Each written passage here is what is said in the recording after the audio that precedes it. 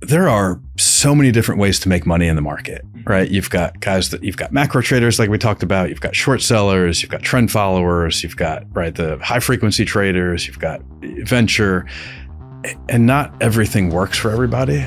And not everything has to work. And so there's an unlimited array of opportunities out there today. And this is just the opportunity set right now. A year from now, we'll have a different opportunity set. So we don't have to get everything right.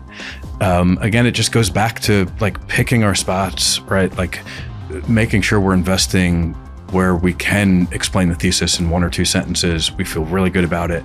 And if we can't do that, we probably shouldn't be involved. And so just knowing, right, where your sweet spot is and where historically it hasn't, I think is a major edge. So Chris, the place I want to start this conversation is you're very unique in that you have a strong philosophy of what I would consider kind of a traditional value investor. You think very long-term. All over your website, you talk about a margin of safety. I think that you have a very specific kind of outlook on investing style. Mm-hmm.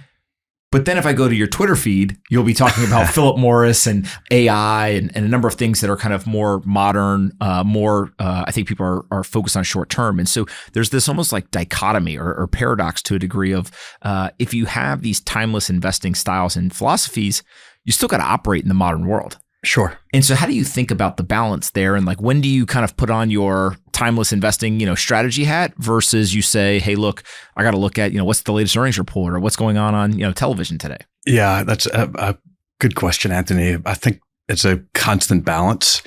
I think first and foremost, the best rule of thumb I've come across, which is hard to stick with, but, generally if you're reading something, it's very easy to get caught up in a Twitter doom scroll or, go down rabbit holes online. But I think the best thing to do is to step back and ask yourself, is what I'm spending time on going to be relevant in 6 months, 1 year, 3 years, 5 years?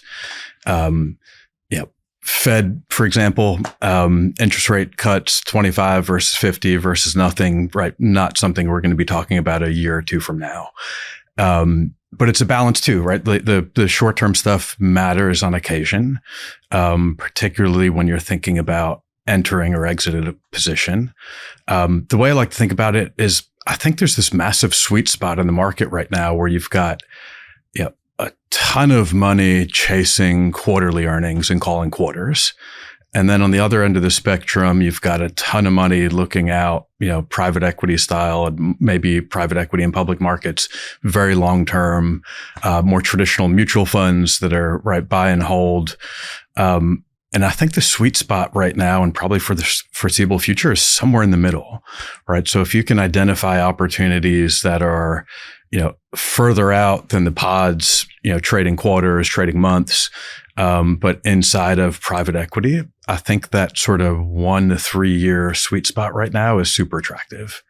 When you think about investing capital, I think part of the history of Broyhill is, kind of setting you guys on a certain path, which is it used to be a family office. Now you all have started to invest not only that capital, but obviously other capital as well.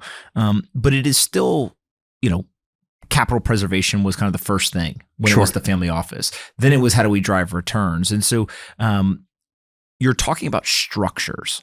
And capital structures, I think, play a lot into time horizons. Time horizons play a lot into, are you trading a lot or are you not? Are you preserving capital or are you trying to grow capital? Yeah. There's so much of like the way you set a firm up that I think sets the direction for what you're going to invest in, how long you're going to hold it, what is the goal that you have. And so talk a little bit about this transition from, a fairly large family office to, okay, now we're going to be a standalone investment firm.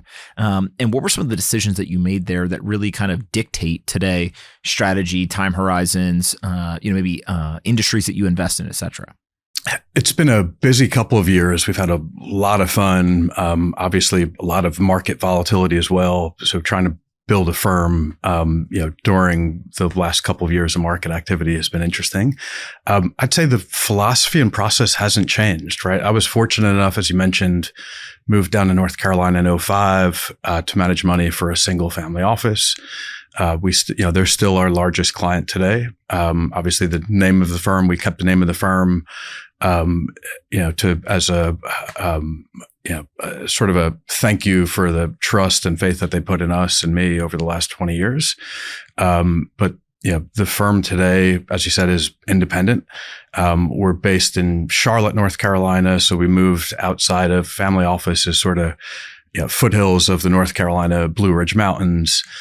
So first step was moving a little bit closer back to civilization. I like to say Charlotte's a good middle ground between New York and Appalachian.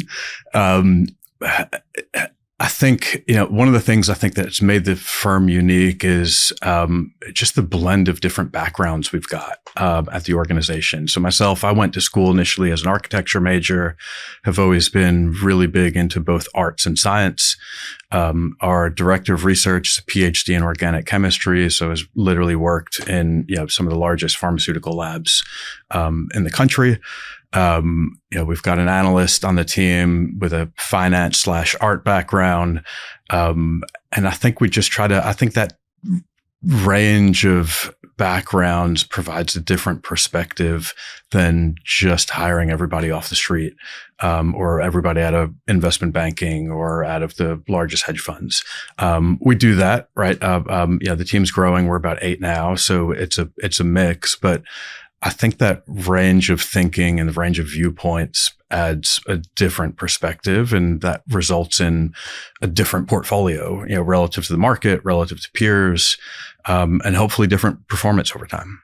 When you're interviewing for a new role, what are some of the things that you're looking for? Obviously, you want somebody who's smart, who works hard, kind of all the normal, I would just say kind of, starters for anybody.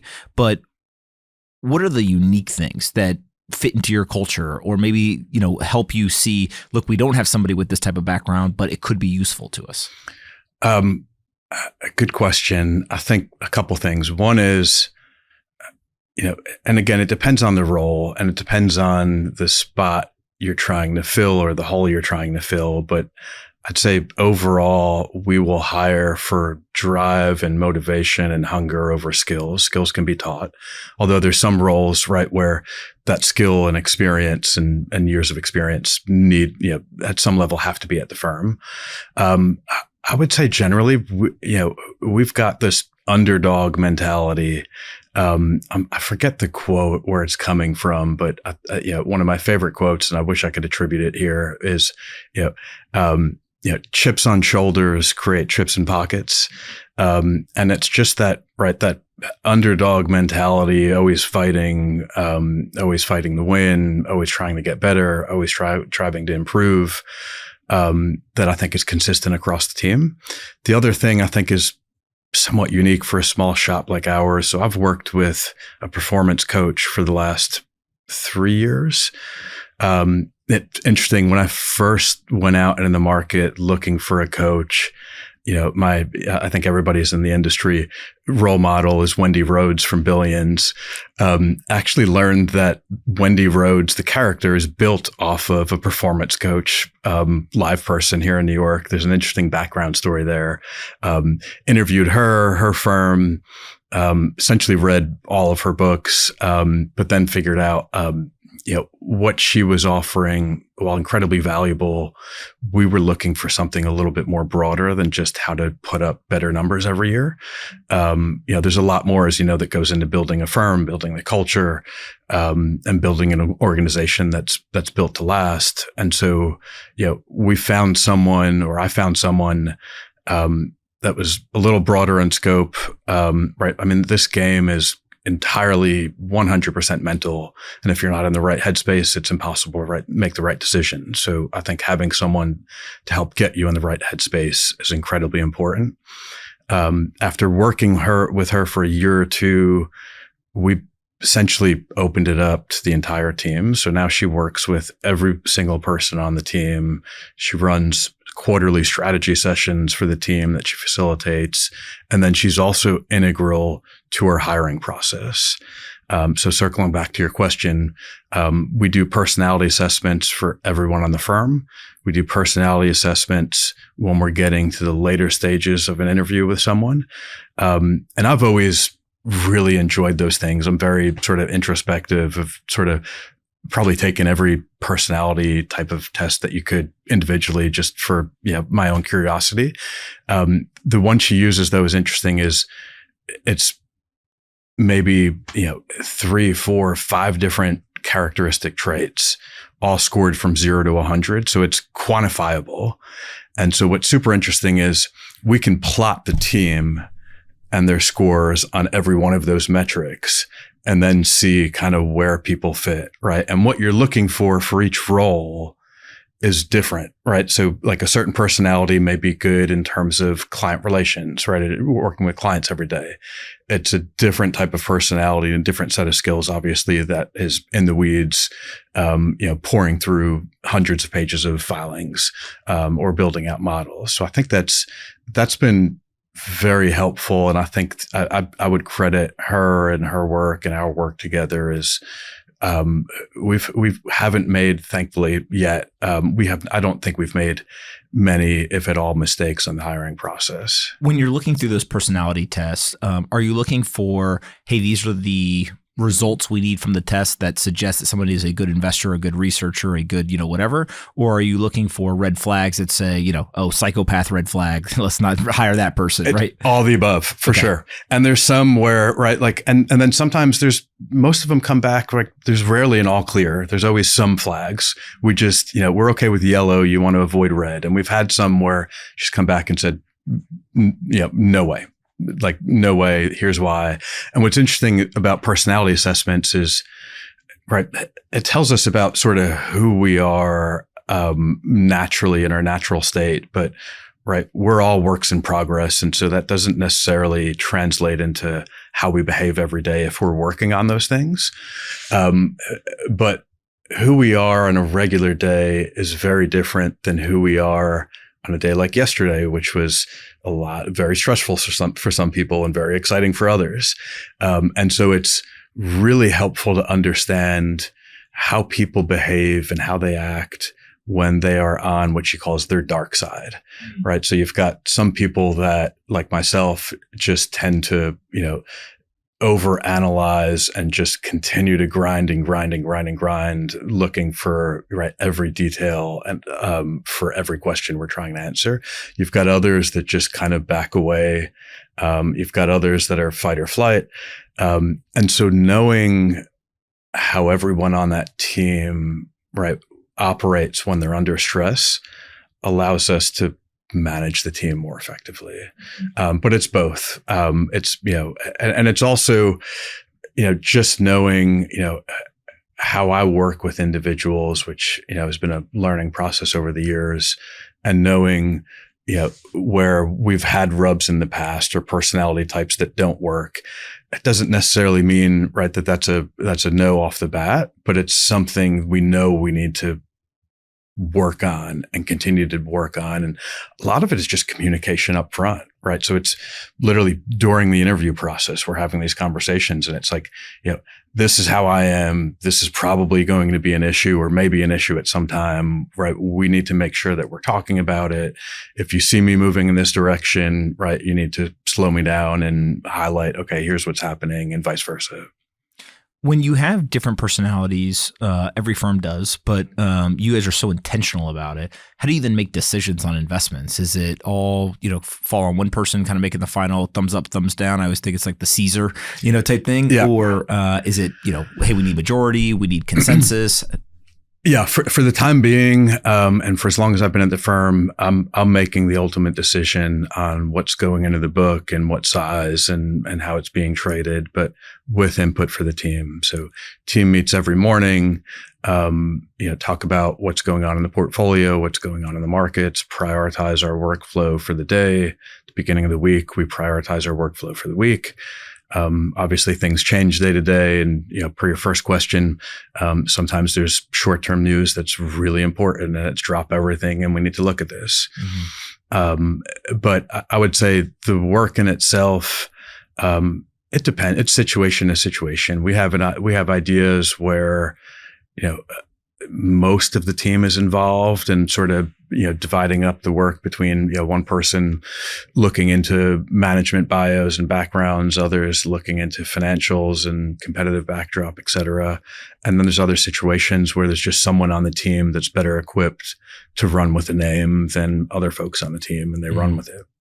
And again, if you're long-term thinking, if you are kind of take that value approach, but you meet every day, like that's what fascinates me about you guys, right? I think it was Fidelity years ago. I've talked about the study a million times where it's like, people who lost their passport or died had the best performance. I don't think that I'm the type of person who could like look every day at a portfolio and be mature enough to not touch it. I don't think it has anything to do with maturity, right? But and so how do you guys balance that, right? It's like you are trying to hold. Maybe it's not hold for 30 years, right? Maybe it's a couple of years, but you're meeting, you're getting that feedback loop day in, day out. You're talking to the team. How do you balance? Yeah, it's a conversation we have often, right? Because we don't want to get into a habit of we're coming into that morning meeting and just talking about news from the prior day or that morning and not focused on individual names, right? So some of it is making sure that, we've got an agenda in that meeting. There's a, cap on how quickly we're running down, relevant news in terms of portfolio names or pipeline, but then also making sure we're spending the time digging deeper into an existing name, or a new name. And I think, again, it's a balance, right? So everything we're doing, we're generally looking for 3 to 5 year doubles with minimal downside risk, right? So it's easy enough to find something that could double in 3 to 5 years.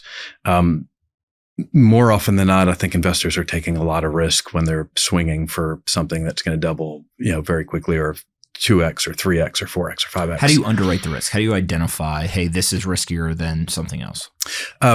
Everything comes down to probability weighted expected return, right? So for every name in the portfolio, we're coming up with multiple scenarios, right?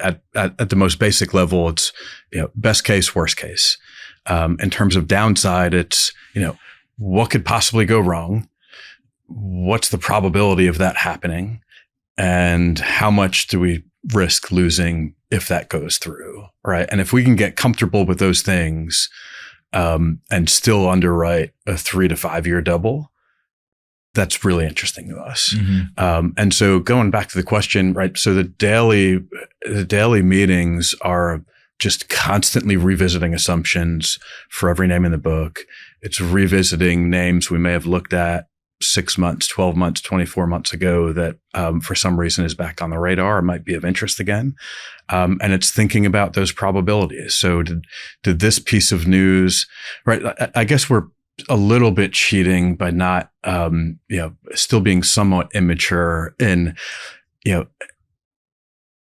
the action we would take on a piece of news won't necessarily and will rarely translate into a transaction, but it may shift, right, either our probabilities or fair value. So it's just keeping in mind that any piece of news that comes in needs to be viewed in the light of, right, does this impact our thinking? If so, how does it impact our thinking? Does it shift our sort of estimates of fair value, or does it shift the probabilities that we're putting on any of those scenarios? Obviously, right, yesterday's news shifted a lot of probabilities. Mm-hmm. Do you feel like you're more accurate underwriting the double in 3 to 5 years, or more accurate in underwriting the downside? And accuracy could be like, hey, we spend more time on the upside versus downside, or it could just be there's more data available, right? And so how do you think about like, hey, when we go into this, we're trying to underwrite both the upside and the downside. Yeah. Maybe it's not an accuracy, it's a confidence thing, right? Are you more confident in upside or downside underwriting? And are there any structural things that give you more confidence? And or have you guys seen anything historically, in the accuracy of both of those? Yeah. So it's interesting. We use a tool that tracks all of this data for us. So we can pull up any name in the portfolio, see our positions over time, the relative weighting in the portfolio, in addition to the optimal weighting based on, expected or probability weighted expected return. So this isn't like you guys are going into a room and you're like, lick my finger, stick it in the air, and hey, I think there's a 20% shot. You guys are doing work. You're coming up with a 20%. You're putting it into a piece of software. Yep. And then basically it's running some calculation and spitting back out. And so that software shows our historical accuracy and forecasts. It shows forecasts relative to outcome. It shows batting average. It shows slugging percent, right? So returns are a function of how often you get something right and how much you make when you're right. And either one, some people are much better at number one than two, others are 2-1. And I think, again, it's a balance. Yeah. The situations, I would say, depending upon the situation, we can be more or less accurate, right? So we've got, for example, a name in the portfolio today, small cable company, roughly $500 million market cap, 40% owned by private equity. Private equity offered to take the whole thing private at $4.80 a share. Okay. Another fund stepped in, took roughly a 10% position, basically said, you guys are stealing the company. This thing's worth $8 to $10 a share, laid out the math, which is pretty hard to argue with. We started buying the business between $4.80 and $5.20, $5.10 a share. Thinking, and even at $5.20, the way to think about that is, right, we've got downside to $4.80 and upside to, a slightly higher bid to a much higher bid. Yeah. Now that's $10. Yeah. And that's probably, we're not expecting a double there, but we're expecting a really good outcome in a few months. So if you annualize that, right, the IRR, we're still getting to a similar place. And there it's pretty clear what the downside is, right? Because we know now, sure, it's a non-zero probability that the deal could fall apart. But we think even if it falls apart, the business is worth more than where it's trading today. And those are the types of situations where we like. And also that's a good example too of why it's important to balance duration in the portfolio. I was just having a conversation with a friend yesterday about how I feel like there's a lot of times where we'll get the 3 to 5 year double, but we're treading water for the first year or two, and then it's a double in year 3 or 4. And it's like, I wish we could just wait until year 3 or 4. And sometimes that's easier said than done. But that's why I think it's important to vary the duration in the portfolio, to have some things in the portfolio that are more event driven, that are going to force some sort of monetization in 3, 6, 12 months, and others where we're not sure when that value is going to be realized, but we know that we're being paid to wait. And we know that, we're really comfortable with the downside risk. We're really comfortable that we're going to be right. And we're just waiting for the market to come around to that view. Let's go back to this cable company. This is interesting to me. Forget the individual company, but just like the idea that, hey, we know that there's, at least possibly a downside to this $4.80 a share. You guys are in, let's just say $5.20, right? Yeah. And you think that it's a short duration potential return. You bet the farm. Do you, how do you think about not just the batting average, but the slugging percentage on that? And, I was listening to a podcast that Stanley Druckenmiller did recently, and I think I've heard him maybe say it 100 times at this point on different interviews where he says Soros taught him, it's not if you're right or wrong, it's how much you make when you're right. Yeah. So how do you think about something like that, which, again, has some unique characteristics to it? You probably go through your whole process. You come up with, here's the probability of a certain outcome on the upside, but then sizing now enters into the equation. Yeah. So there's a lot of factors that come into play there. I would start by saying we probably, again, going back to capital preservation, downside protection, we probably flip-flop what most folks on the street do. So I think most managers, their biggest positions are going to be where they see the most upside, right? And highest conviction, most potential upside. And that works great when it works. But you wind up with, some really aggressive concentrated holdings, and you see some returns like we saw right across the board in 2022 where people get run over. We do rank the portfolio on probability weighted expected return. So we've got an expectation of what we're going to generate on every name. But generally, our largest positions are where we think it's almost impossible to lose money. We still see the upside, right? But And so going back to this particular example, this is a small position. It's currently about 3% of the portfolio. And that's because I don't consider it, right, without the event on the horizon, I don't consider it a really high quality business. And we're not afraid to invest in lesser quality businesses at the right price. We're not always just saying, we just buy good businesses, because sometimes bad businesses are great investments. And I can talk about a couple of those as well. But there are other situations where, the best of both worlds is, an example we've talked about a lot, which is closed, was Microsoft Activision. Right. Microsoft offered to buy Activision $95 a share. Activision traded down towards 75 at one point while that deal was in the works. Why? The market just assumed there was zero, like literally less than, at one point it was 20, 30, 40% probability the deal would close. Because of our wonderful FD. We're going to talk about the FTC. We can go there, but right, for the same reason that, a handbag merger was just turned down in the US. So for people who don't know, the FTC is the organization that has the lovely privilege of thumbs up, thumbs down, literally Caesaring these acquisitions. The bigger the acquisition, the less likely recently they have been excited about approving them. Yeah. And so this traded down because although there was a deal that was going to be consummated at $95 a share, the FTC had a lot of scrutiny. Yeah. And there was times where it looked like they were actually not going to let it get approved. And I think that was consensus opinion up until the final days, that there was no way it was going to go through. Part of it also is just blowback on big tech, right? And we thought it was interesting that Microsoft has probably in recent years stayed out of the headlines as much as some of the others, where if you go back 20 years, Microsoft was the one people were talking about breaking up, and we're right in the crosshairs. So we felt a little bit better that it wasn't, Amazon or Apple or Alphabet trying to make this transition. Funny. Gates went from the kid in the garage to it's live long enough and you become the king, right? And he became like the big evil billionaire, break up his company, the whole thing. And he has like maybe oscillated like somewhere in the middle. Like he's still really rich. There's plenty of people who, claim some of his philanthropic stuff or whatever. They critique him, all that. But from a business perspective, maybe it's because he now isn't as involved day to day. Could be. Maybe Satya has just done a great job of kind of positioning the business. I don't really know. I haven't spent enough time on it. Yep. But it is fascinating that you go from startup to monopoly to we're cool with you. And the business did something similar, right? So I would say, 25. So it wasn't much more than 10 years ago where you couldn't give Microsoft away for 5 times operating profit.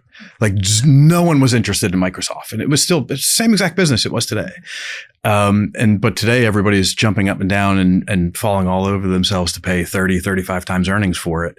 It was literally trading right on a EV to EBIT basis, or right enterprise value to operating profit, mid-single digit multiples. And no one, we were being laughed at for owning it because it was obviously a dinosaur, and, Google was going to take over the world and nobody was going to use PCs anymore because, the iPhones, and it's just amazing how sentiment comes full circle. But here's the thing. So, there's a great book, The Man Who Beat the Market. It's about Bill Miller. And, I think he was maybe the first story of I'm going to consider that still modern, kind of economy and investing, late 90s, early 2000s. He was very much a value investor, and he did something similar with Amazon where he started to buy Amazon. He was basically persecuted in the value investing community, and they said, what are you doing? That's not a value investment. It's a tech company. This is insane, blah, blah, whatever. And he essentially made an argument like, forget the company for a second, look at the valuation, look at the business, look at the trends, kind of a traditional value investor approach. And he said, just because it is a fast growing company doesn't mean that you can't be buying it for less than it's worth. Yeah. Right. Was that basically the thought process with Microsoft? Was you guys weren't taking a position that like Microsoft is going to end up being an AI leader or kind of any of that? No, you were just looking at the finances. So we haven't owned it in some time. We bought it when Ballmer left and Nadella came in, and we thought that was the catalyst, and that's what they needed. And so it was more event driven. And so and again, we owned it coming out of the financial crisis, and then sold it, and then bought it again when Nadella came in. Patted ourselves on the back for selling at a 50 to 100% gain in 6, 12, 18 months, and then left who knows how many, several 100% on the table since then. So I don't know. I would 100% agree with what you just said and Bill Miller's approach. I think value investing has gotten a bad rap over the last 10, 15 years because traditional value investing really hasn't worked, right? Just buying low price to book or low PE and just kind of what I would call statistical value investing in traditional sleepy industries like energy, banking, commodities, et cetera, has been a hard place to be. The way we think about value investing is similar to what you just said. We're looking for mispriced assets. We're looking for bets that are mispriced in the market. Sometimes that's in a cable company that's being acquired by a private equity firm. Sometimes it's in an Israeli software provider that nobody wants to own because it's going to be disrupted by AI. Sometimes it's an amusement park in the U.S. and after backlash from a number of different items. So I mean, we've owned things from we've probably owned most of the Mag 7 at one point in time. We've owned Netflix, we've owned Meta, we've owned Alphabet, we've owned Apple, we've owned Microsoft. We're probably just more sensitive to what we pay for those businesses. Mm-hmm. So, and a lot of it is, you mentioned AI. A lot of it comes down to, I think, Warren Buffett put it best in terms of, looking to clear 1 foot hurdles, right? There's no style points in this industry, right? Like if we can CAGR at 15, 20% annually by just buying and holding Berkshire Hathaway instead of trying to call the next winner in AI, why wouldn't you do that? And so I think, I forget where I was. I've got I got a million questions for you, so I'm just going to start firing them. Ready? Go for it. Steve Ballmer is richer than than Bill Gates now, which is hilarious. Yep. For those that don't know the story, basically Gates got tricked into doing the philanthropy stuff. He did a lot of good stuff, but if he had just held the Microsoft stock and not done that, he'd have $1 trillion, which he could do more philanthropic stuff with now. So there's always this trade-off. Ballmer owned, I think he was, I don't know, maybe the 100th employee or something. He somehow negotiates 8% of the business or 10%. Some small but meaningful percentage of the business, and just holds and ends up having more money than Gates now, which on the face is hilarious. But how much do you pay attention to, Ballmer's the CEO? He's not selling his stock, or maybe he's buying more. Is that a data point that you would look at in terms of, hey, we're actually going in and seeing what are the executives doing? Which, there's some funds that's all they do. They just say, hey, look, a part of our screen is, if the CEO's buying hand over fist, we're buying. If they're selling, we're selling. Yeah, I think, right, CEOs, insiders can sell for lots of reasons, and they're not always related to their view on the stock. When they buy, there's one reason. You have to be careful though, right? Because there's a lot of insiders know this. And so there's a lot of games, and I would say more often than not, they're just what we call painting the tape. So small purchases. So you really have to look at how much they're buying relative to how much they're being paid on an annual basis, what their overall net worth is, and how much stock they already own. So if somebody's worth $100 million, you're getting paid $10 million as the CEO of a public company, they're buying $100K. You're like, hey, we're not even, we don't care. But if they're buying $5 million, now, hey, that actually might be material. And then if you see a flurry, right, multiple insiders, board members, et cetera, buying, that's a stronger signal than just one data point. Got it. Okay. Where do you get these ideas from? One of the things that I always find fascinating is in the private markets, most investors, especially venture capitalists, they play kind of a game of I'm trying to find smart people, and the smart people tell me the idea. Yep. So somebody may come to pitch me and say, hey, I'm looking for an angel investor. Maybe I talk to my existing founders, or I talk to other investors. I say, who's interesting out there, whatever.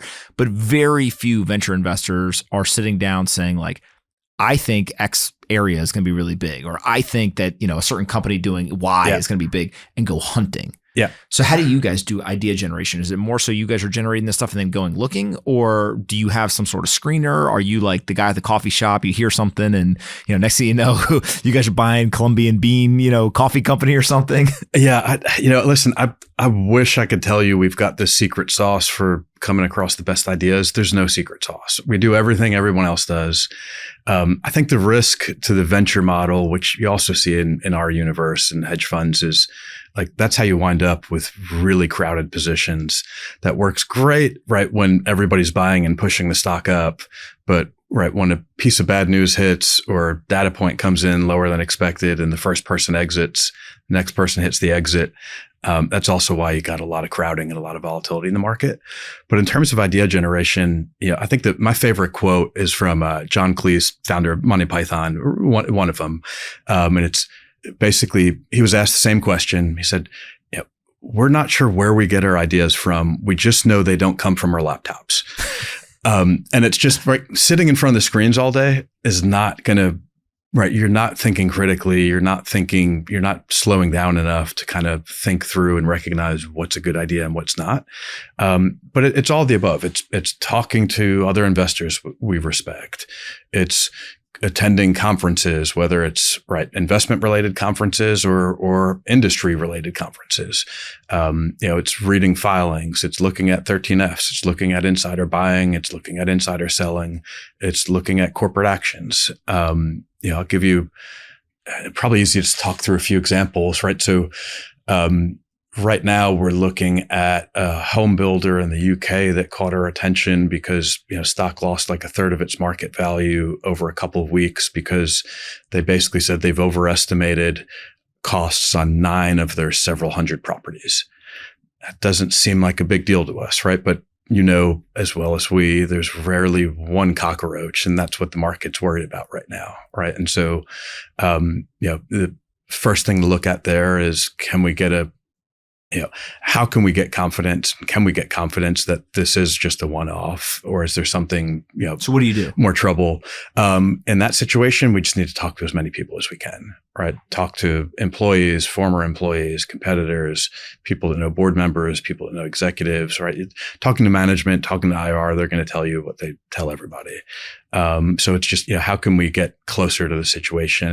And if we can't, then that's a pass. Mm-hmm. Other times it's a piece of news. So we've recently reinvested in the domestic theme park industry. That's an industry, also an example of not a great business, but one that can be a good investment if bought at the right price. Our first time around in the industry was coming out of the financial crisis. Six Flags filed for bankruptcy. Cedar Fair was teetering on bankruptcy. Apollo came in to make a kind of stalking horse bid for the company. They turned it down, which got our attention because they basically said, we don't need to take a lowball bid. We're going to make it through. And that turned out to be the right call. And we did really well, on that investment over a number of years. We made one other investment in the industry, after exiting Cedar Fair, and then more recently noticed that Cedar Fair and Six Flags merged. Which got our attention, and I think is equally interesting or even more interesting because Cedar Fair historically wasn't structured as a traditional C Corp. It was structured as a partnership, which limited its shareholder base. Right, a lot of institutions are not going to invest in it because you literally get a K1 from buying a stock, and who wants that? When they bought Six Flags or when they merged, they converted to a C Corp. So automatically you've opened up an entirely new investor base. And I think now you've got the better management team running the combined business. And I think there's a lot of opportunity there. But that was just, so that's an example of something where we were involved in the past. We followed the industry for a long time, and just something comes along that sort of puts it back on our radar. When I think of hedge funds, I've watched TV shows. I watched the movies. I got a lot of friends that run them. They let me come to their office every once in a while. Like, these are just intelligence operations masquerading as hedge funds, right? I mean, in a very kind of elementary way, it is all about information. And now it's regulated. So there's certain information you're allowed to have, certain information you're not, et cetera. But I think the quintessential examples that, people hear is like the hedge funds, like getting satellite photos of Walmart parking lots, right? Yeah. Or, using infrared measurements of oil, containers, or like whatever crazy thing people are doing. But there's also a lot of information that is not that crazy. Yeah. But seems to be highly coveted by hedge funds. There's obviously like the GLG, kind of information networks. But then there's simple things like I'm an investor in a company, been for a long time. They just do cell phone data of foot traffic, right? And like, hey, it's way better than counting cars. Yeah. They just say how many people walked in the store, how many people didn't. You might, get an idea of whether sales are up or down. Yeah. And so how do you guys think about, what information actually is high signal for you? How much of it is like, let's go get data that we can crunch versus it's more the qualitative stuff of let's go talk to people and maybe we can just like glean some insights. And then how do you know when you have enough? Right? Like there's always more you could go get. But, going back to Drux, I just listened to this podcast he did. He's like, yeah, Soros taught me the like invest, then investigate. Yeah. Which, works for him, not for everybody. But like, what is your guys' process like, and how do you think about that information gathering? Yeah, that's the really hard question in terms of what's enough, especially for, I imagine you're probably programmed similarly. Like, I want to know everything of course. about everything. And that's not possible, unfortunately. Maybe knowing what car the CEO drives might be this one data point that's going to give you an edge, right? And so I think it's, and this is where I was going earlier with the Mag 7 and owning most of them at one point in time. I think the way to think about it is, what's enough varies with the price, right? So the amount of questions that you need to answer, I would argue, let's use Meta, for example. And I don't know where Meta is trading today, but I'm guessing it's 25 times earnings or somewhere around there. The number of questions I think we need to get right and have a answer to, and perhaps even a different answer than the consensus on Meta today, with all the uncertainty around AI and everything else, right? There's a lot more questions we need to understand and get right than we needed to answer when Meta was trading at literally 8 times earnings a couple of years ago. Like at that valuation, the only question we needed to answer was, is this company going to be around in X amount of years? Because between now and then, they're going to generate this much in cash flow. And it's really a risk analysis is what you're saying. It's like at 8 times earnings, there's just way less risk, and therefore you don't have to mitigate as much versus at 25 times, you got to go get more information for mitigation. Right. And you have to, it's risk, but it's also just, there's just a lot more margin of error, right? Margin for error at different prices.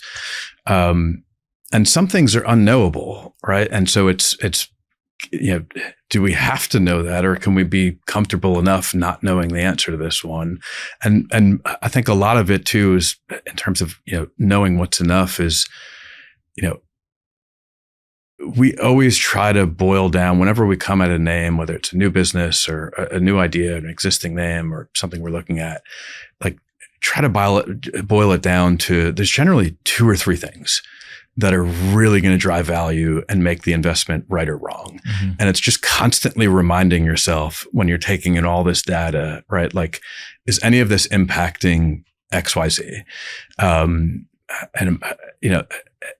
so, yeah, I mean, it's generally trying to simplify the thesis down to, 2 or 3 levers where, and you can run sensitivity analysis. So going back to all the data that's required, right? We'll try to model those things out and get an understanding for, right? Like if we pull this lever, how much does our fair value shift versus this lever? Okay, this lever is not really mattering that much. We don't need to spend as much time here, but like this one is make or break. If we get this wrong, we're wrong. Right. If we get this right, we're right. And so then you just spend all your time focusing on that one. And then in terms of the data, I think that goes back to, right, what I had said earlier on and why there's opportunity in the middle. Like, we have access to a lot of those resources. We look at a lot of those things, but the reality is like, we're not trading in and out of things throughout the day. We're not trading quarters. And I think for us, we're playing someone else's game, and we're not going to win that game, right? We want to play the game that we know we're good at, that we know we have odds to win, and where there's, right, like today, there's just less competition. Everybody's trying to play that, right? Like, traffic in the stores, satellite images, getting the next data point, credit card data. Like, everybody's playing that game today. There are trillions of dollars, literally, chasing those data points.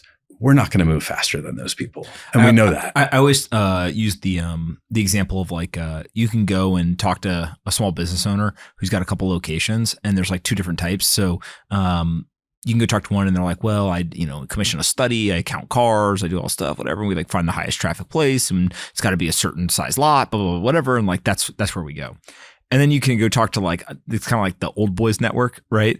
And you go and you talk to one of those guys, and you're like, "Hey, how you pick the location?" He goes, "Son, I find Walmart and I set up shop across the street." Right? And it's kind of just like, yeah, well, guess what? They did all the work, right? Yep. They probably got an idea as to why there's so much traffic there. And maybe you're not right 100% of the time, but for 95% accuracy for 0% of the work, pretty good strategy. Yeah. And so I do think kind of investing to a degree is, yes, there are the high frequency guys and, kind of all that stuff. But many of the best investors in the world, it is kind of the like, let me just go find the Walmart and set up shop across the street. Yeah. And it's a good point, right? Like, I think one of the things we've done a good job, and partly maybe from the family office background, is, we've got a good investor base, a lot of which are entrepreneurs running their own businesses, private industry, that are great data points for us. And so whether it's, existing investors that we're talking to, or prospective investors that are entrepreneurs, a lot of our investor base is, falls into that category, or other family offices that have history, right, operating, but they may still operate a business or did operate a business. Leveraging those contacts and just talking to real people on the ground running private businesses, I think there's a ton of value there. Yeah. And it goes back to, right, like, just thinking more qualitatively about, the positioning of the business, the structure of the industry. Like, you're not going to get that out of, you're not going to get that modeling in Excel. Mm-hmm. Just a really deep understanding of how the business works, how the economics of the business work, how businesses compete in the industry, right? What the competitive landscape is like. There's, talking to folks that are actually running those businesses is the best way to do it. And, if you're talking to management of a publicly traded company, you're just getting the corporate line. Mm-hmm. Speaking of information, another decision you have to make, we've been talking about buying the stock.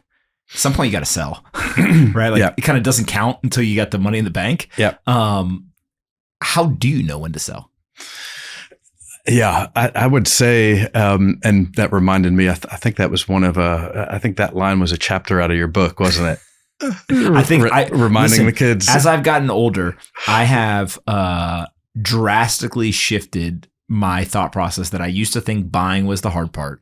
Yeah. I actually think selling 100% is 20 times harder. Yeah. Because when things are going well, human nature is like, obviously it's going higher, right? And then my friend Mark Yusko always says that humans are great at selling what they're about to need and buying what they should have bought. Right? So like, you want to buy it when it's already gone up, right? I mean, think about it. People will say, "Oh, you look at this stock; it's up, 40%." Yep. Most people are not saying, "Look at this stock; it's down 40%." Right. That's what they should be doing. Yeah. Right. So there's three reasons to sell. One, the best reason is we own something. It's hit what we think it's right. What we think it's worth. We don't see a lot of upside from there. The thesis is played out as we expected. We sell and we move on because there's something else that, is offering a better expected return going forward. That's the best case scenario. Worst case scenario is, you were wrong.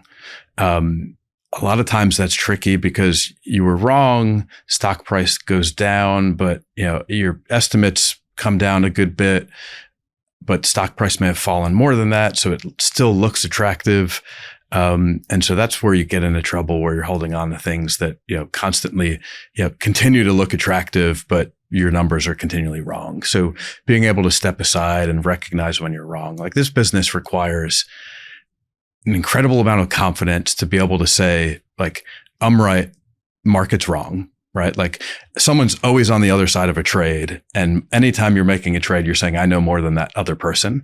But it also requires an incredible amount of humility to recognize, like, you know what? We were way off the mark here. We need to reverse course. The football coach will just be like, oh, we didn't lose. We just ran out of time. Right? Like, if you hold it for long enough, being a bag holder actually in a market where the dollar is devalued and stocks go up over the long run, like there are many stocks that people were wrong on. And if you just held it for 20 years, sure, you come back and now you can like claim victory. Or was it the Japanese stock market? Right? I think it took like 20 years or something. And then all of a sudden everyone's back above water. But there's a lot of lost time in there. And so do you have like, trigger points where you're like, hey, we're down 7%, sell it or? No, we don't. So stop losses, it's never been a thing for us. Right. But sometimes there's value in stepping aside. Right. So we've got a position in the portfolio today that is it's a name we know well. We've owned on and off for probably a decade. We've gotten crushed in it over the last year. We still own it. There's value at times in just saying, you know what, we're going to take this loss. We're going to book the loss, and just step aside for 30 days. One, to harvest the loss, but two, like I think your reference point changes when you don't own it relative to when you own it. Right. Mm-hmm. And so stepping away for 30 days, that we'll really find out how we feel about the name and be able to look at it more objectively. If, we're dying to jump back in or we want nothing to do with it. Mm-hmm. I think, to your point in terms of, being bailed out by the market over time, the Bill Miller example is a good one, right? Like Amazon was down 90% peak to trough, right? From March 2000 to 2002. If you held on since then, investors, like if you bought at the peak in 99 and held on through today, you've done well. You've CAGR'd at probably like a mid-teens type CAGR, right? But that's, market overall does 10% annually. But that was like the single exception in history. Like we're talking about like you bought one of the most dominant, perhaps the most dominant business in history. And that turned out all right, right? If you bought anything else at the peak in 99 that was in that bubble, you would be lucky to have outperformed cash over the last 20 years. And really, like even the folks that held on through Amazon from 99 through today and were strong enough to hold on through a 90% drawdown, like you could have earned better returns by just buying what was out of favor back then. Mm-hmm. And that goes to your point, right? Of like looking at, really good at buying what's worked over the last 5 years and rather than buying what you probably should have. And that's what's gotten creamed. What about like, entering a position though, right? So for that one in particular, I don't remember all the details, but I think the stock was trading at like just over $100, maybe $120, $130. It crashed to $8. Mm-hmm. And a huge reason why I think Bill did so well in it, from my understanding, is like he started buying and maybe it was $70, $80 as it fell, and it kept falling. And he kept buying, right? So he was essentially dollar cost averaging or kind of averaging down his cost. And for those that don't know the story, he ended up owning like 15% of the company. Pretty good one to own. And so in a weird way, like to your point, he had such conviction the market was wrong and he was right. Yep. That he was pouring more capital in as it was falling. And he was like happy to just be buying it lower. But going from 80 to 8, that's hard. I mean, you frankly, let's just call it. You got balls of steel, right? Like, I mean, you really got to have a viewpoint on the world. And for every one story like that, there's literally 1,000. Yeah. Where you just went to zero, you lost all your money, whatever. And so how do you guys think about entering these positions? Is it something where you say, hey, we got a 3% target allocation, let's put 1.5% in. If it trades down a little, we'll add to it. Or are there any kind of hard, fast rules you use? No, I think both buying and selling, we rarely do in one move, right? We're typically scaling on the way out, right? Because if we're updating our assumptions and markets and the names rallying faster than our valuation is moving, our expected returns should be moving down, which means we should be trimming and redeploying into something with higher expected returns. Mm-hmm. And so we're typically scaling on the way out and scaling on the way in, right? Like as a value investor, more often than not, we're buying something where something is going wrong. Something's broken. Hopefully it's temporary and market thinks it's more than that. But that generally means we're buying on the way down. And unfortunately, generally means we're buying early. So hopefully we're not buying from 90 to 8. But we are buying on the way down. And that's a balance too, right? There are times where,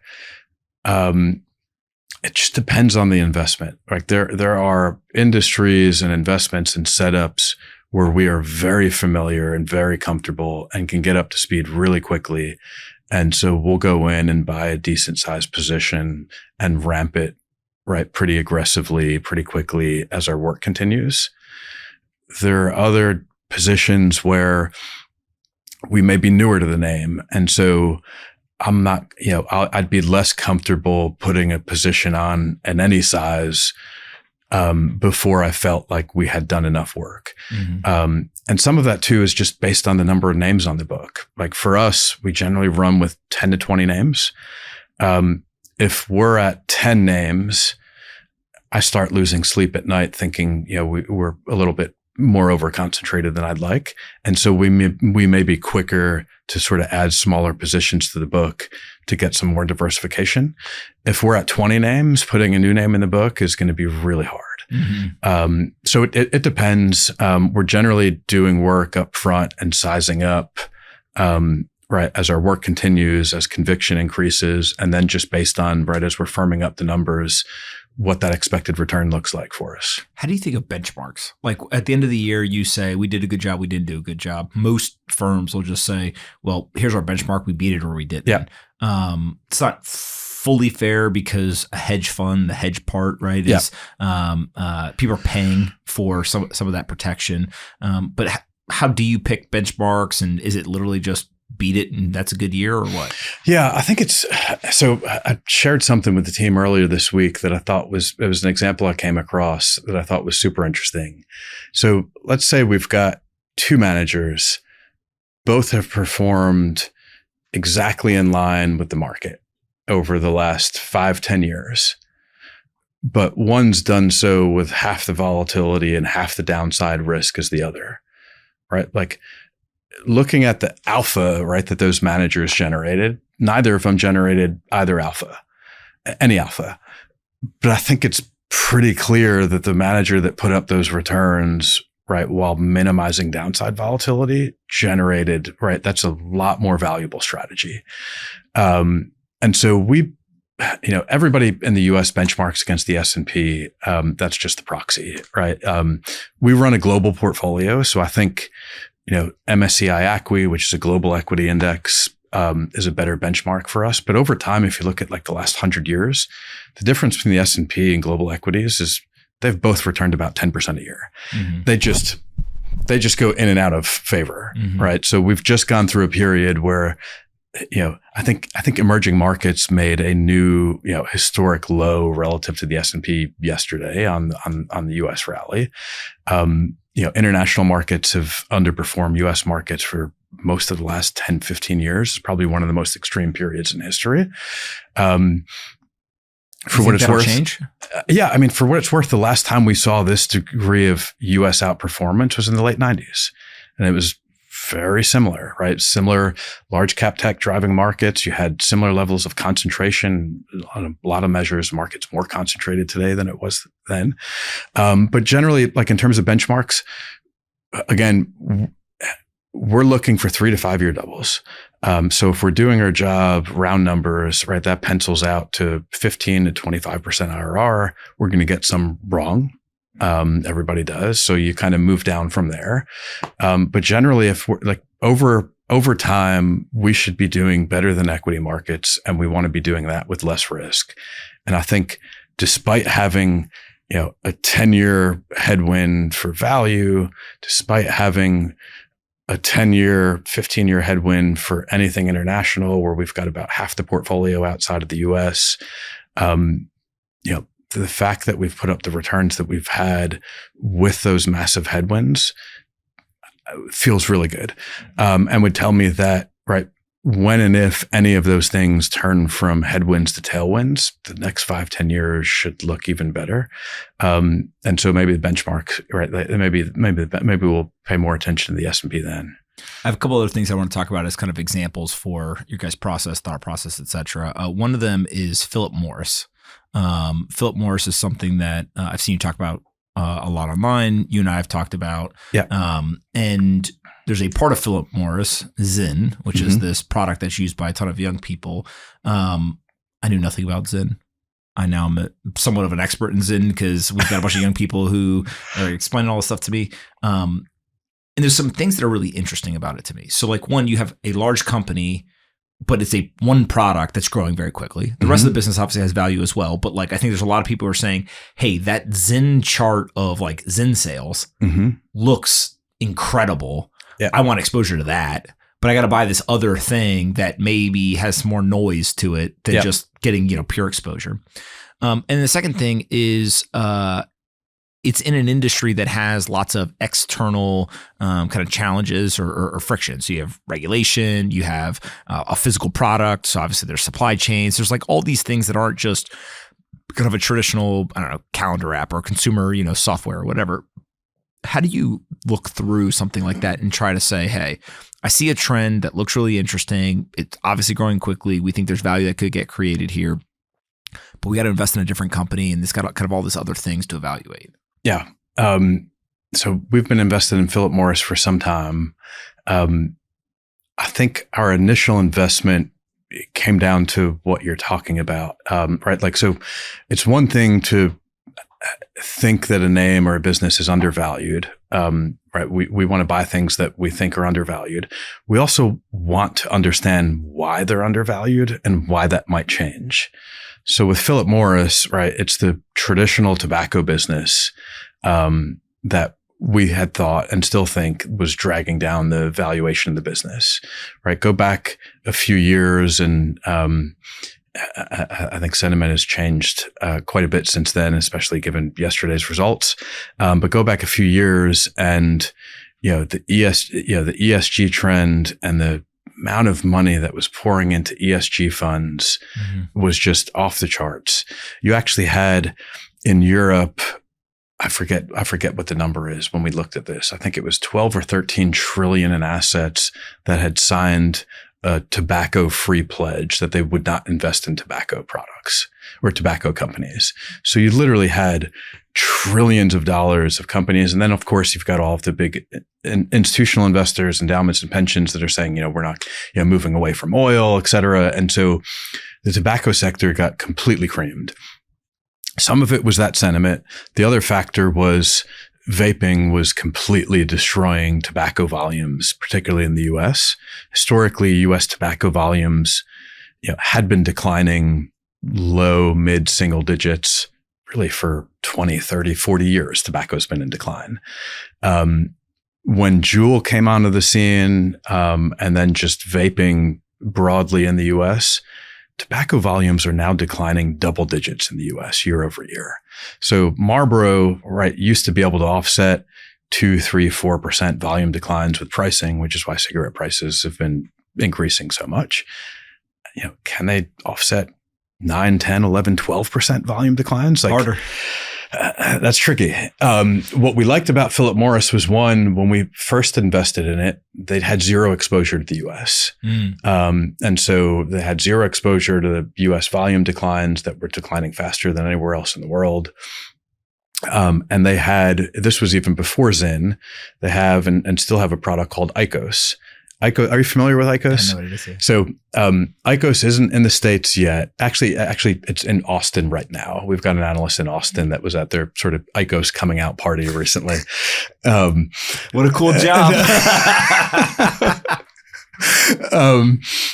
So IQOS is called, it's a heated tobacco product, right? And so let's step back.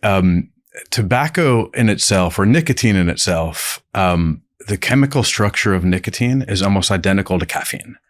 So by itself, it's not really any worse for you than caffeine. It's extremely addictive, but it's a stimulant like any other stimulant. what does most of the damage from smoking is actually smoking. It's inhaling that in our lungs. It's all the other stuff that's in cigarettes, and it's actually the combustion, right, and the carcinogens that come in through the lungs. So by just heating tobacco instead of actually lighting it on fire, IQOS has reduced something like 95% of the risk to traditional smoking. Unlike vaping, IQOS is super interesting in that it's really not that attractive to non-smokers. Why I think the product is so successful is it's really close to the actual experience of smoking. So if you're a smoker, I know a lot of smokers, well, not as many as, we have in the past, but most smokers that vape do both. They haven't quit smoking necessarily. They just vape where vape is just allowed in certain places where smoking is not. Right. It's like a complement to smoking. Whereas IQOS, most of the users of IQOS, like something like 75% of them have quit smoking. Oh, interesting. And that's all they do. Philip Morris makes more money today selling IQOS than they do selling Marlboro. Wow. That is wild. It took Marlboro. And probably good for society in general. It took Marlboro, I forget how many decades to get like the first like 5 or 10 points of share. Like IQOS did it in like 3 or 4 or 5 years. So when we looked at it, we saw IQOS that was growing then at 25% annually. Today, smoke-free products at Philip Morris represent half their sales, or 40% of their sales. And that includes Zyn. So we had, like you said, a growing portion of the business growing, that did not look anything like the tobacco industry, except for the profitability. By the way, IQOS and Zyn are higher margin products than combustible cigarettes. Wow. And combustible cigarettes are one of the most profitable industries in the history of the world. Yeah. Right. It's like literally like tobacco and paper. It's like software like margins. And both Zyn and IQOS are growing faster and higher margin. Right. So you've got the economics of the business improving.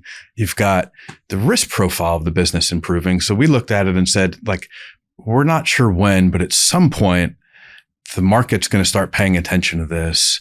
Like in a few years, risk-free products will be 2/3 of Philip Morris sales. I don't think that business should be priced like a tobacco company then. And to be fair, it's not priced like other tobacco companies today, but we still think it's completely mispriced relative to its value. So it was just thinking about, understanding why it was misvalued and then thinking about, what could change that. And so there were, 2 points there. One, going back to ESG, we thought it was a bull market mentality and more of a fad. And I think you're seeing that today with the number of ESG funds closing down. And also, for what it's worth, like at the peak of ESG, there was 1 year where oil stocks were the top performing sector in the market. And the number of ESG funds that own oil stocks like tripled that year. Right? Oil didn't get any environmentally friendlier during that year. They just found a reason to own them because the stocks were going up. Well, I think Chevron or somebody was in the was ranked as the number 1 ESG company. It's just Tesla wasn't on the list. It's just a joke. It was just a complete joke. Like most of Wall Street products, like the way we viewed it was it was a great way for firms to charge more for the same products. Like if you look at ESG index funds, like the top funds were like identical to the S&P 500. Yep. Like it was just they're just good companies, right? So they just happen to be really good for the environment too. And so we thought when that reversed, we would see more money flowing, or people would find it. If the stock started working, people would find an excuse or make an excuse to buy it, ESG or not. And then the second thing was, once Zyn and IQOS really popped up on folks' radar and started moving the needle at Philip Morris, we thought the valuation would shift. And you've seen that dramatically in the last year. Yeah. And I also think that the story has gotten out now, like forget stock investing for a second, just like parents see their kids with the Zyn tins. They see the chart. I mean, I've seen it on Twitter 100 times. The sales chart. It literally looks like you drew like the perfect graph. When you're going to pitch venture capitalists for your startup, and you're like, we are going to grow at 28% CAGR for 15 years, right? Yep. This is this nice thing. And so, if that's your thesis, what are the things that you pay attention to on a daily, weekly, monthly basis, whatever, that would convince you guys, hey, maybe the thesis isn't working? Is it just literally the like risk-free product sales declining or slowing down or something else? Like, what could change your mind? So there's a couple things that make me nervous. One you've said a couple of times already since we've been talking about Philip Morris, of the young people with Zintins.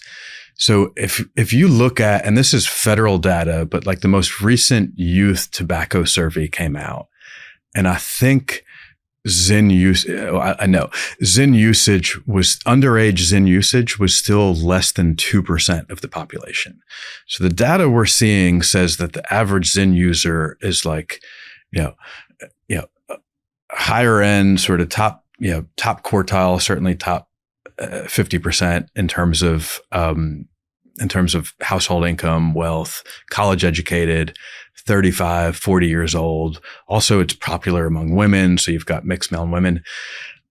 I don't know. I'm worried about, like, I don't know that under 2% youth usage number, when I look around, like you said, that makes me nervous. I don't because you think that regulators could come in and say, "Hey, there's underage people using it." I mean, they are. You're already getting pushback, right? And the problem was, right, like they've got a bad taste in their mouth from Juul, and Juul, to be clear, was aggressively marketing to underage users. Like, I actually had an opportunity to invest in Juul and was ready to go. Obviously, this is working. Look at all the data, whatever. And one of my partners came from the healthcare industry.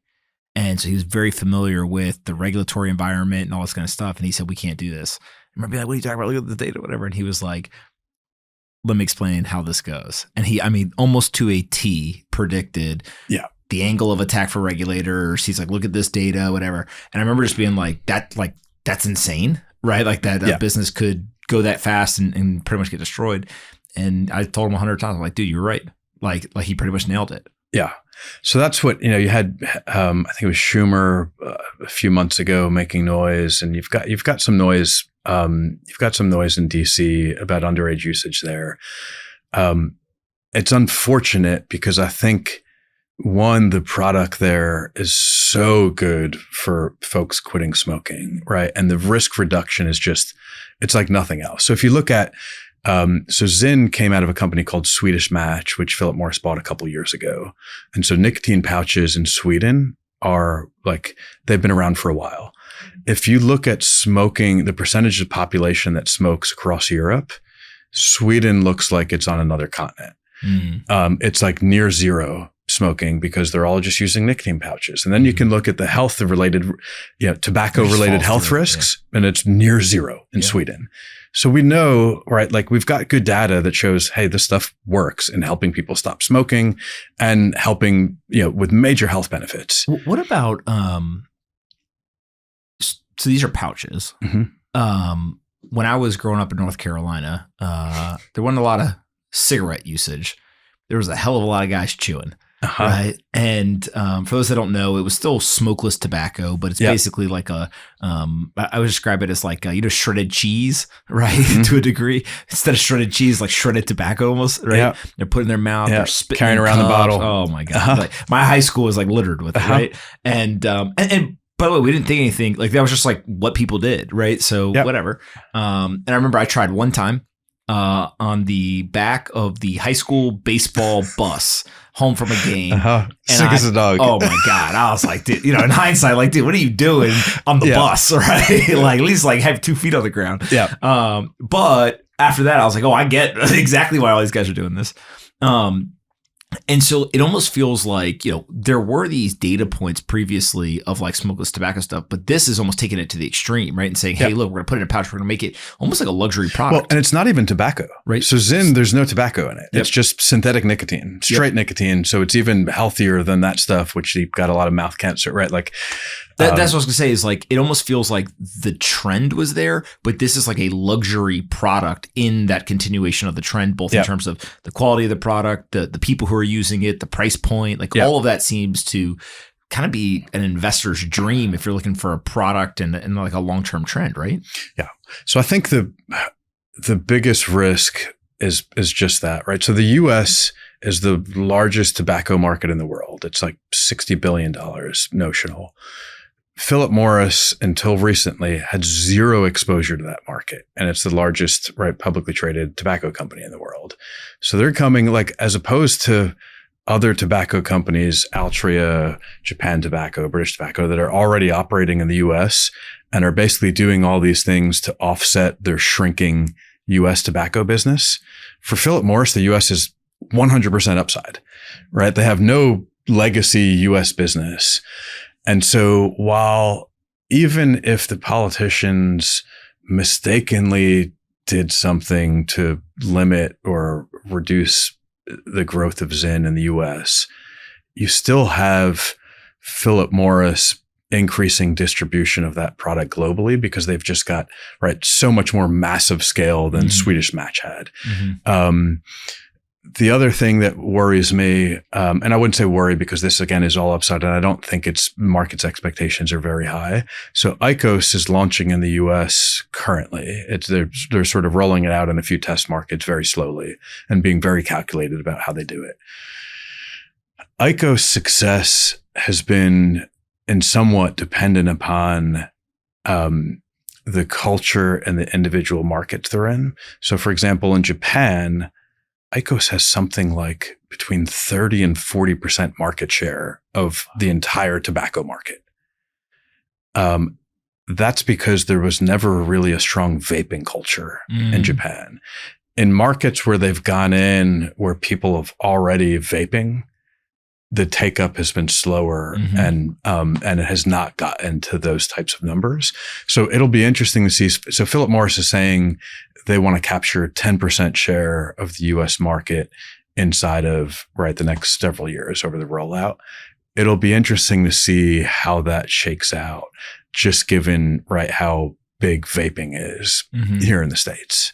I think Zyn's a different calculation. You're seeing it literally. The only thing that's limited their growth to date has been capacity. They can't make it fast enough. That was the thing. They have supply chain issues, right? And what's interesting is if you look at the data, so you asked, initially I'd asked about the data points we're looking at.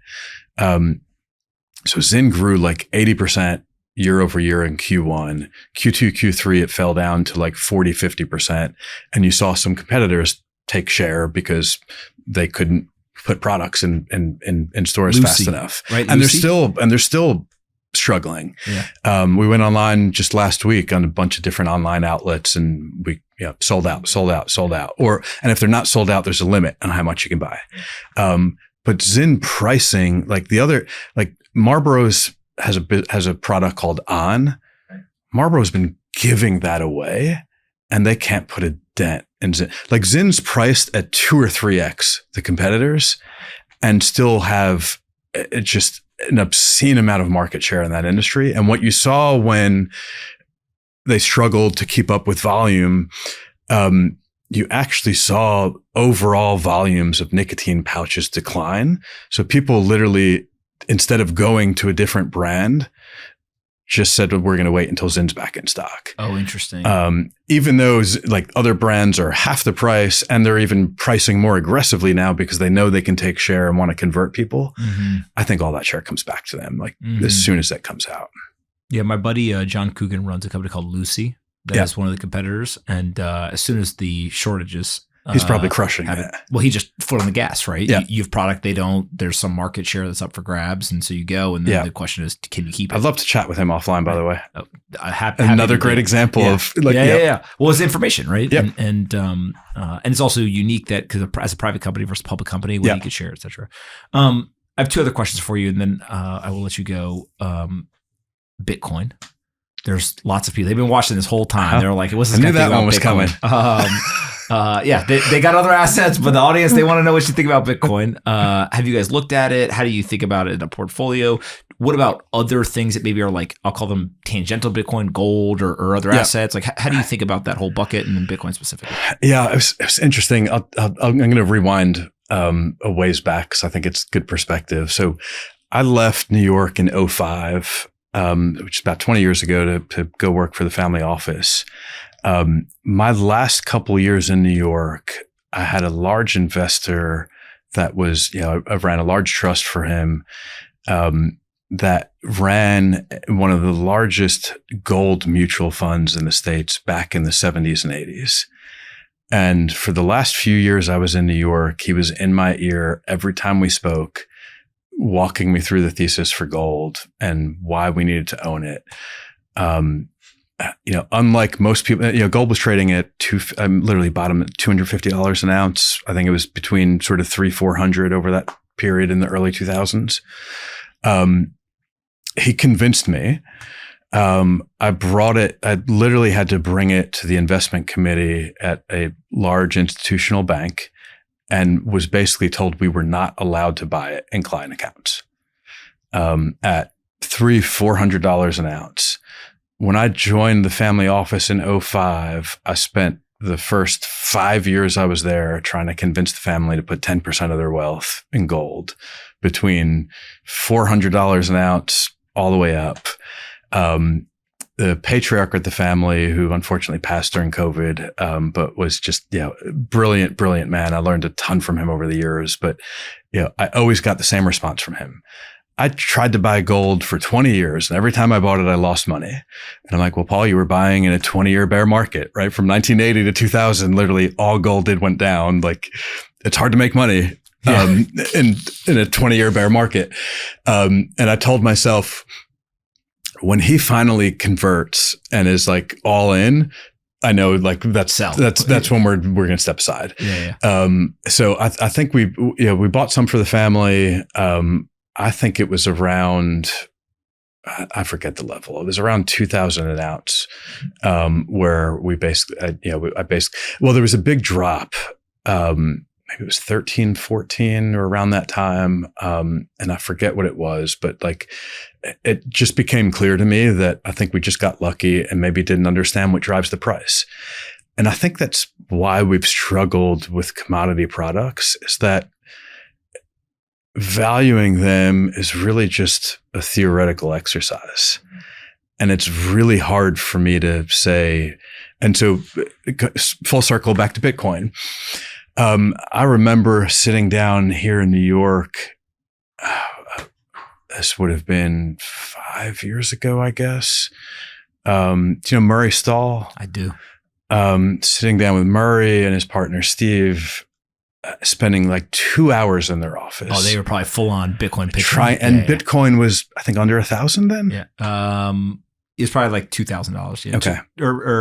So 2018, 2019. No, it was like probably $3,000. Yeah. It was before. Yeah. It was long before COVID. Yep. Yeah. That bear market, I think it bottomed around $3,000. Okay. Trying to convince, and I listened to him, and it was basically like, just put 0.5%. Of course. Right? Just put 0.5% in the portfolio. Mm-hmm. And I thought the argument made sense, but like, unfortunately we did not. And it's just because, again, I don't know. Well, here's another good example. We invested in a large macro fund. The family office invested in a large macro fund that was backed by Soros. And it was like, this was around the time of the financial crisis. The pedigree was phenomenal. The numbers were phenomenal, right? Like, spent, one of the most brilliant thinkers I've ever talked to, got to know him personally, spent a ton of time with him.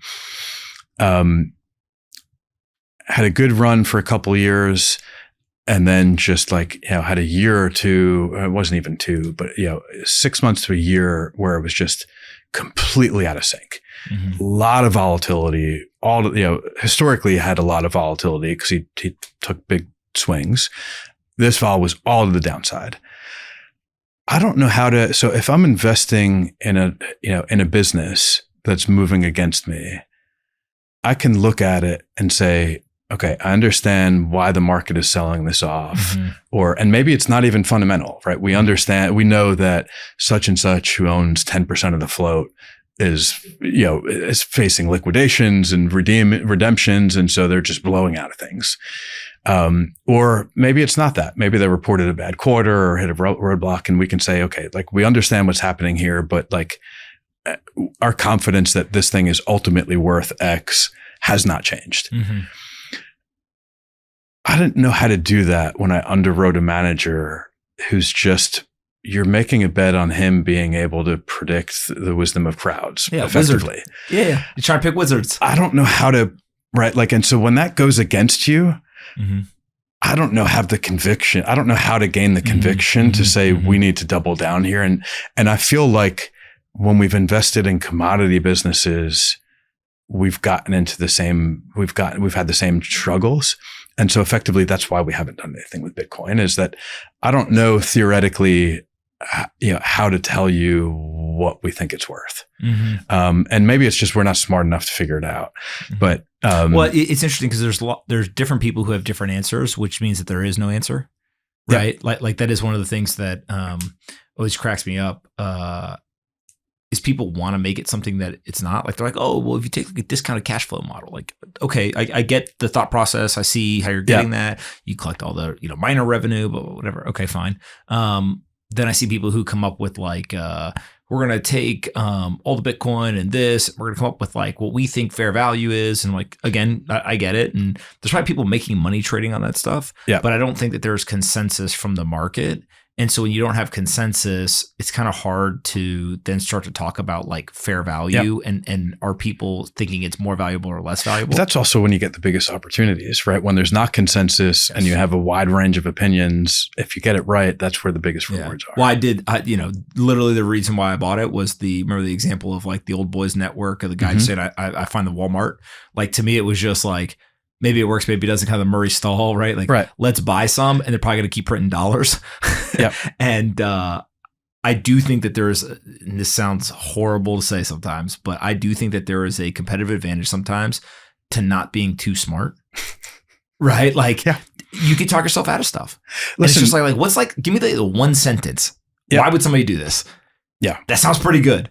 I think investing for the most part requires average level of intelligence, and average mathematical skills, and the great majority of what we do is behavioral. The other thing I think is important to say, right? Like there are so many different ways to make money in the market, right? You've got you've got macro traders like we talked about, you've got short sellers, you've got trend followers, you've got the high frequency traders, you've got venture, and not everything works for everybody.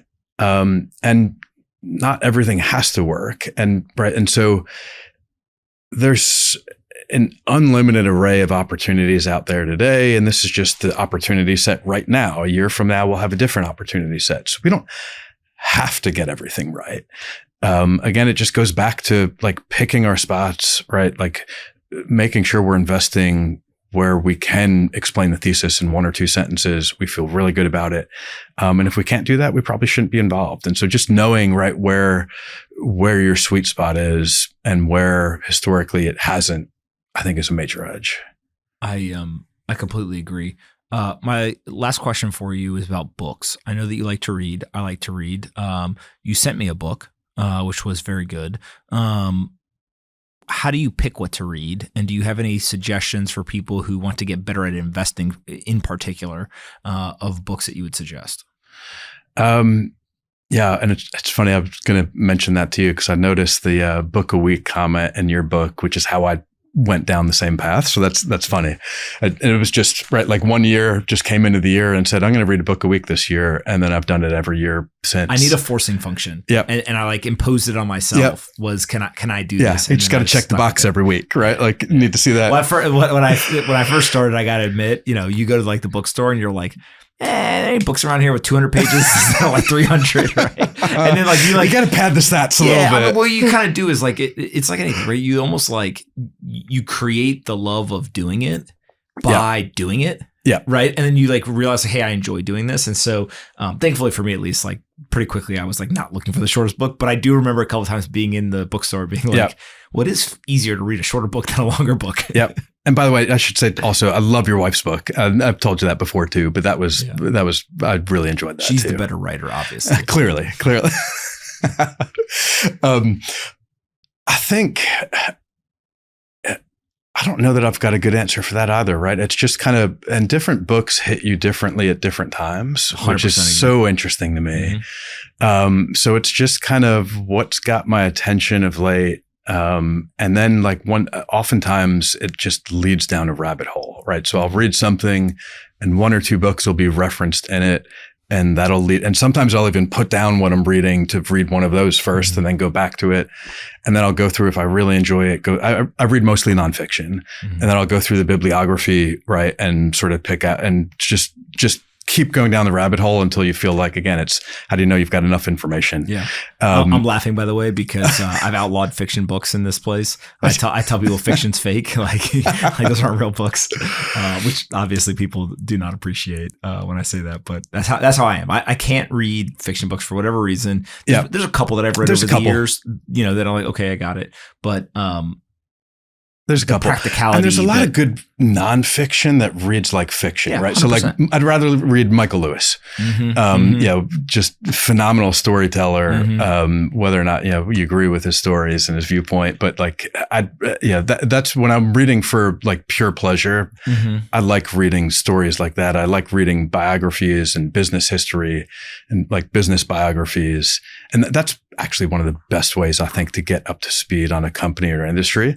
Just, go on Amazon, buy every related book on the industry or company that you can find. And some there's not many, and others that's just like. You'll love this. So, Edgar Bronfman Jr. I don't know if you know who that is, but he was in the news recently because he was trying to buy Paramount. So there's the whole thing. I was trying to figure it out, whatever, right? Yeah. And so I said, Edgar Bronfman Jr. Okay. Well, there's got to be a dad. Like you don't have the junior or whatever. So get on the Google machine, right? Start poking around. Like, oh, the Seagrams building, which happens to be close to our office. Seagrams. I was a high school, college kid, right? Drink shitty alcohol, right? Like the whole thing, right? And so start going on this rebel, and all of a sudden I realized he's third kind of generation of the Seagram's fortune. He had this huge foray that they actually lost a couple $2 billion in like late 90s, early 2000s. He kind of built it back up. Now he's trying to buy his company, whatever. So I just go on the internet and I was like, what's every book, right? I thought you were going to mention another one that I've read on the Paramount history, which is which one?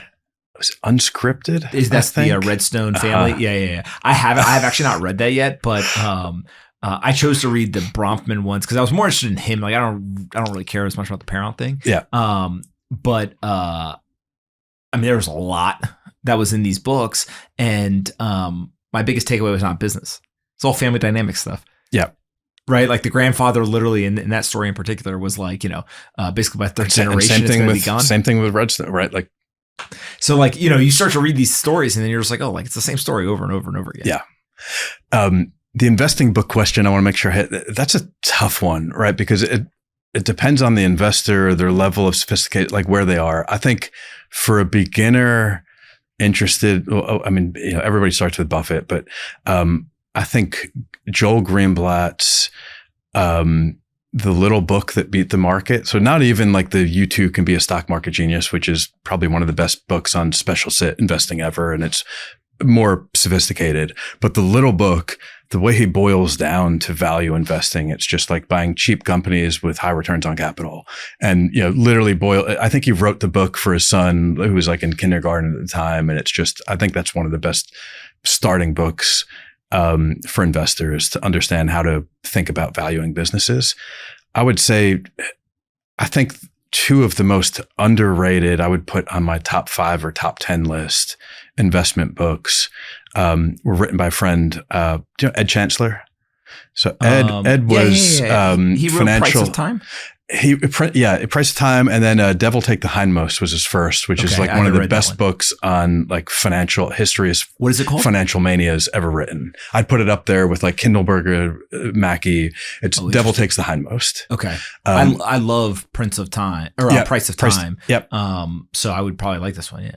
So Ed wrote, and he actually he was more of an editor here. So there's 2 books that he compiled. They were a compilation of investment letters from a UK-based investment manager. And Ed sort of compiled them in a fashion and sort of weaved in his commentary and perspective.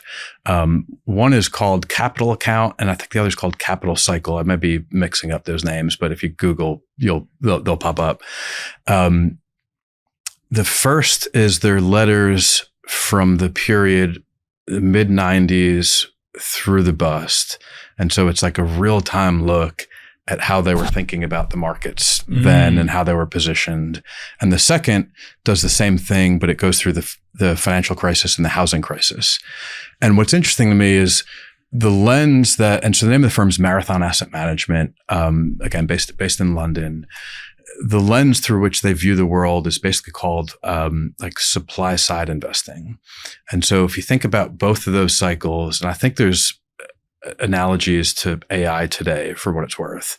If you think about both those cycles, right, like what everybody missed in the 90s was we were so excited about all of the demand this new thing called the internet was going to create, and all of the data that was going to be piped, and it did, right? It created just massive amounts of data, and it's still creating massive amounts of data.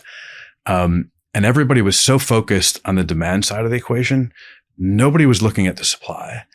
And all you had to do was look at the amount of money that these telecoms companies were spending just dumping CapEx into the ground to build out fiber optic cables, to say that there's no way, like in no possible way was that demand going to be met. Because at the time, like broadband wasn't even a thing, right? And you needed broadband, which didn't come along till 10 years later, to push enough data through those pipes to even get close to sucking up that capacity. And so they're just looking at, and in hindsight, I think at the peak, it was like over 250 billion in CapEx across telecom, just building out fiber optic cables, which, coincidentally is about what the hyperscalers are spending today on, training AI and data centers, et cetera. It's literally almost identical, which coincidentally is also almost identical to what we spent in the US building out rail, in today's dollars. So, no views on where that goes in terms of AI. Again, I think it comes down to the questions you need to ask at the price. But those two books, and it was the same thing in housing, right? Like, all you had to do was look at the amount of homes we were putting up over that time period to know that the math was not going to work. And I'm not giving them justice, but I think that lens applies to so many different industries. And it also works the other way, which is something I think we're less good at, is that if you think about, I'll call them a growth investor, but it's not really, I don't really differentiate between growth and value per comments earlier, but like a quality investor, really high quality businesses are almost systematically undervalued in the market. Because if you think about a standard DCF, we typically go out, Wall Street is only going out 1 or 2 years in terms of estimates. Maybe a DCF goes out 5, 7, 10 years, right? And then after that, you're basically assuming the company's competitive advantage period where they're earning excess returns on capital is fading. And it fades up until maturity. And then at maturity, they just grow at the rate of the economy and essentially create no more value, right? But we know really good companies, so like Amazon, like Alphabet, right? Like Microsoft, their competitive advantage period didn't stop after year 5 or after year 7 or even after year 10. And so if you're valuing that business using a DCF and your competitive advantage period is only here, you're missing like all of the value creation in DCF comes out here, and most DCFs cut that off. Now, it works most of the time because there's only a handful of companies that there's only 7 of them. Yeah. But when you do like the Costco's Costco's another great example. Like right. And they're not all tech, but good businesses create value and earn higher returns on capital for longer than most. And that gets systematically underpriced. Where can we send people to find you on the internet or find more about Broyhill? Just go to the website. So broyhillasset.com. I think one of the things about us is we've always been or tried to be incredibly transparent in sharing our thinking. And I think that's the best way to ensure that we find investors that are aligned with us so they know exactly what they're getting. The first time you and I ever talked, I told you this, so I'm going to repeat it now. But we were thinking about building a website for our asset management firm. And so I was being a weirdo looking at everybody else's website. Like, what do I like? What do I not like? What are the things people do? Whatever. And we set up a call. And so before, I was making sure I was prepared for the call, and I go on the website and I was like, this is the single greatest investor website I've ever seen. I appreciate it. Aesthetically. You were definitely in website mode when we talked. Yeah. I was like, look, this is a weird thing to compliment somebody on, but it's like mind share right now. But just aesthetically, you guys got all the writing there. And I think probably actually the thing that struck me the most is just like nobody goes to your website and walks away not knowing who you are. Right. It's like very clear. That. Like, here's the thing we do. And by saying so strongly what you do, you're basically saying what you don't do. Yeah. Right. And I think that most people, and probably even some of our businesses, we fall victim to like, we are, and you have this like almost like corporate drone speak to a degree. And you guys are just like very clear, concise, just bam, is what we do. And so for whatever reason, it always stuck with me. Yeah. Appreciate it. All right. We'll definitely do it again in the future. Yeah. Thanks, man.